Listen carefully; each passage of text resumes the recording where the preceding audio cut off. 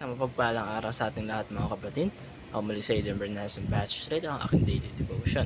At yung araw pag-uusapan natin ay Factory Idols, Moses and the Golden Calf. At ang ating Bible verse ay mula sa Exodus chapter 32. Sabi sa ating scripture yung araw, gumagawa ka para sa amin ng Diyos na maunguna sa amin sapagkat hindi namin alam kung ano na ang nangyayari kay Moises. Ito ay ayon sa Exodus chapter 32 verse 1. Exodus chapter 32 ay isa sa pinakamahalaga o pinakakagulat na kabanata sa kasaysayan ng Israel. Habang si Moses ay nasa bundok, matanggap ng utos ng Diyos, ang bayan naman ay abala sa paggawa ng sarili nilang Diyos. Mula sa bayang pinalaya sa Ehipto, mabilis sila naging factory ng idols. Hindi nila sinabi na tatalikuran nila ang Diyos. Ang sinabi nila ay hindi namin alam kung nasaan si Moses. Sa gitna ng paghintay at wala ng katiyakan mga kapatid, pinili nilang gumawa ng isang bagay na kita at nahawakan. Ganito rin madalas ang nangyari sa ating mundo. Kapag tahimik ang Diyos, kapag matagal ang sagot, kapag wala tayong control, gumagawa tayo ng kapalit.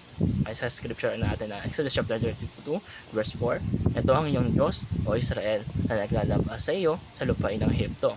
Ang pinakamasakit dito mga kapatid ay hindi lang ang paggawa ng gitong buya, kundi ang pagbibigay sa idolo ng credit sa ginawa ng Diyos. Pag gumagawa tayo ng idols mga kapatid, binabago natin ang kwento. Ang Diyos ang nagligtas, pero ang idol ang pinupuri.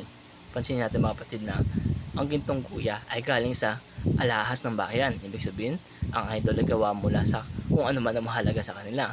Ang idol ay hindi palaging masama. Madalas ito ay isang mabuting bagay na ginagawang ultimate thing. Nang bumaba si Moses at makita ang nangyayari sa kanila, nabasag ang mga tapyas ng bato. Hindi dahil galit lang siya, kundi dahil pinapakita nito na ang tipan ay nasisira. Ang problema ng idolatry ay hindi lang maling pagsamba, kaya pagwasak ng relasyon sa Diyos. Ang Israel ay naging factory idols dahil mas pinili nila ang madaling gawin kaysa ang mahirap hintayin. Mas pinili nila ang ingay ng pista kaysa sa katahimikan ng pananampalataya.